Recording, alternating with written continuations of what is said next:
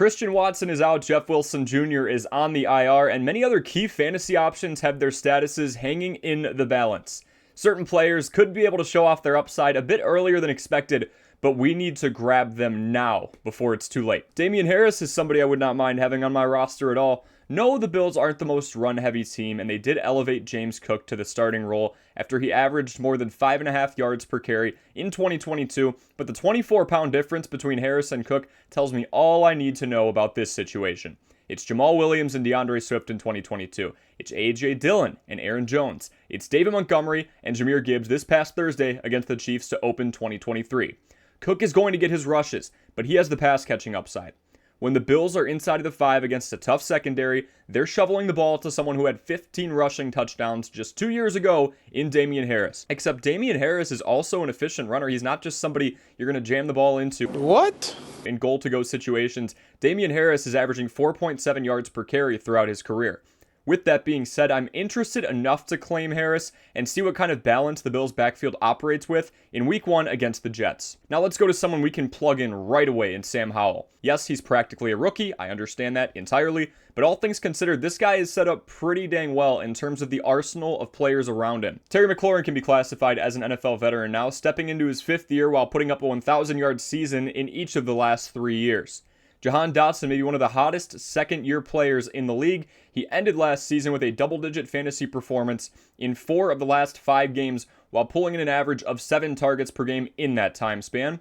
Curtis Samuel is another veteran presence who really guided this team through the short Carson Wentz era. What I really like about picking up Howell now is that he's playing quite possibly the worst team in the NFL in the Arizona Cardinals in Week 1. The Cardinals gave up 29 passing touchdowns last year. That is the second highest mark in the league. And we can't discount Howell's rushing upside. He tucked it and ran plenty in his junior year at North Carolina, and for 11 touchdowns, 6'1", 220 pounds, that's nothing to scoff at. So look for Howell to power through and get tough yards on the ground on occasion. We are definitely taking a look at Devon Achane. There's an obvious ideal situation looming with the fact that there isn't a true volume back at the number 1 spot in Miami. Raheem Mostert is 31 years old and technically the RB1 on the depth chart, but the man only had 20 touches on 1 occasion last year, despite having his most complete season yet. But this man has had his fair share of injuries.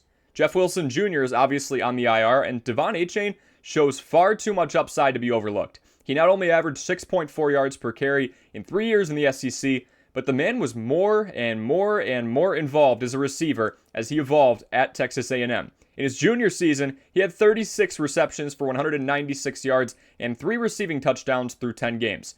Project that across a 17-game season, and the man would have 61 receptions. Not too bad. The fact that Miami prefers world-class speed is a secret to absolutely nobody. They already had Jalen Waddle, went out and got Tyreek Hill last year, and now they add someone in Devon Achane, who has the 10th fastest 100-meter dash in Texas A&M history, to the mix. Achane will likely be more of a stash for now, but I'd highly recommend you pick him up before what is projected to be the highest scoring matchup of the week in the Chargers versus the Dolphins. If Achane gets the ball enough to get out in the open field and show off his world-class speed, you can kiss your chances of picking him up going into week 2 goodbye. Rondale Moore showed some serious upside in the middle of last season when the Cardinals wide receiving core began to run thin.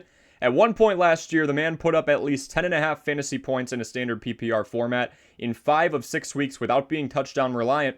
He only had 1 score in that span. Well, now DeAndre Hopkins has left the nest. Hollywood Brown is the wide receiver 1, but right behind him is Rondale Moore. And as of yesterday, Hollywood Brown is officially questionable with a hamstring injury heading into Sunday's contest against the Washington Commanders, swinging the door of opportunity open for Rondale Moore. When we look at the long-term situation, Moore is on a team in the Cardinals that has the lowest over-under betting line at 4.5 wins. Obviously, Kyler Murray is out right now. The defense has lost some key pieces, but I've said this time and time again. What do teams that operate from behind do in the second half?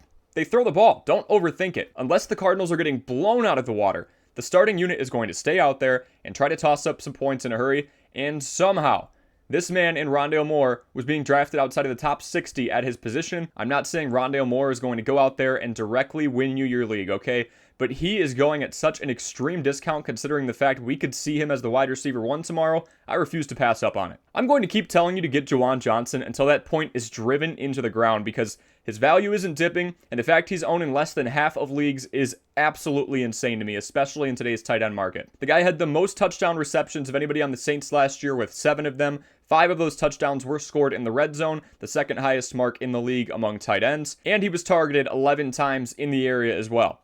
He took advantage of every opportunity last year. There were 29 tight ends who ran at least 20 routes per game last season. Juwan Johnson averaged 9.7 points per game when he had that volume. And if you were to project that over an entire 17-game season, it would have put him at tight end 7, with the quarterback room of Jameis Winston and Andy Dalton, mind you. So how will he have this involvement? Well, his main competition at tight end could have been a utility player in Taysom Hill, but as of last week, Hill isn't even listed on the depth chart as a tight end anymore. He's the quarterback 3 with a reduced role sense, and as we mentioned, there's no debate on who the guy under center will be all year long, barring injury, of course. Derek Carr got paid. Derek Carr also loves tight ends, as mentioned before. In 4 of the last 5 seasons, the Raiders were top 10 in the league in tight end target percentage. The chances are going to be there. And speaking of Derek Carr, he's our next must-add. Carr is going to give you stability. He's been a top 17 quarterback in standard PPR for each of the last 4 years and the majority of his career. Maybe I'm crazy for saying this, but he could quite possibly have one of the deepest receiving cores of his entire career right here in 2023. Obviously, there was Devontae Adams last year, but Hunter Renfrow was hurt. Matt Collins was inconsistent. This year, Chris Olave is coming off of an 1,100-yard season despite the midseason switch at quarterback. Juwan Johnson is an ascending talent at the tight end position with one of the best to do it in Jimmy Graham in that same locker room, able to mentor him. Alvin Kamara is suspended just 3 games, but once he's back, you could possibly have a top 5 receiving back in the NFL, assuming he's back to full power. And if Michael Thomas is even a fraction of what he was in the first 4 years of his career, even if he can just stay healthy for the majority of the season, that's a bonus. You watch out. From a strength of schedule perspective, the Saints have the second easiest schedule in the entire league with an opponent win percentage below 430. And 13 of the 17 games the Saints will play are set to be indoors. Better weather conditions means more of an opportunity to air the ball out. Next, we have Jaylen Warren, who I am chomping at the bit to get to see a decent amount of touches in the next couple of weeks. For starters, cut and dry, plain and simple, Jaylen Warren is the more efficient back. He had 4.9 yards per carry last season to Najee Harris's 3.8. He had 0.85 points per opportunity, ranked 18th among all backs. Najee Harris had 0.69 points per opportunity, outside of the top 60 among backs. Najee Harris may be durable, he hasn't missed an NFL game yet, but Warren also has beat him in yards after contact. So what are the odds that the Steelers team starts leaning more and more on someone who is more efficient, cheaper, and potentially has more upside than Harris? Look, I am not trying to convince you that Jaylen Warren takes the job this year. What I am saying is I doubt that he only gets 5 rushes per game again. Lastly, Rashad Bateman carries by far the largest injury risk of anybody on this list, but he's worth a mention. He has played just 19 of 34 games in his first 2 years, which is alarming, and Baltimore is a run-heavy team, assuming Lamar and J.K. Dobbins remain on the field, but he's their wide receiver 1 at the end of the day. Yes, Mark Andrews, Zay Flowers, and OBJ, I understand they're there, but let's not act like those last 2 are a guarantee, with Flowers being a rookie and OBJ being 2 knee surgeries removed from his prime. Meanwhile, Bateman, after putting up over 200 yards in the first 3 weeks of last season, is owned in less than 20% of leagues. He is not somebody I would slot in and start by any stretch of the imagination, but against a bottom-tier team like the Texans, whose offense will likely get run off the field in week 1, Bateman should have an opportunity to get reincorporated with this offense. His fantasy value will go up. Just get him before that happens. Stash him away. I'm trying to save you a headache. Thank you for watching as always. Make sure you leave any questions I was unable to answer in the comment section below. Also, drop your own must-add suggestions. I love to hear them. All opinions are welcome here. Like and subscribe if I helped you get a little better at fantasy football today, and we will see you in the next video.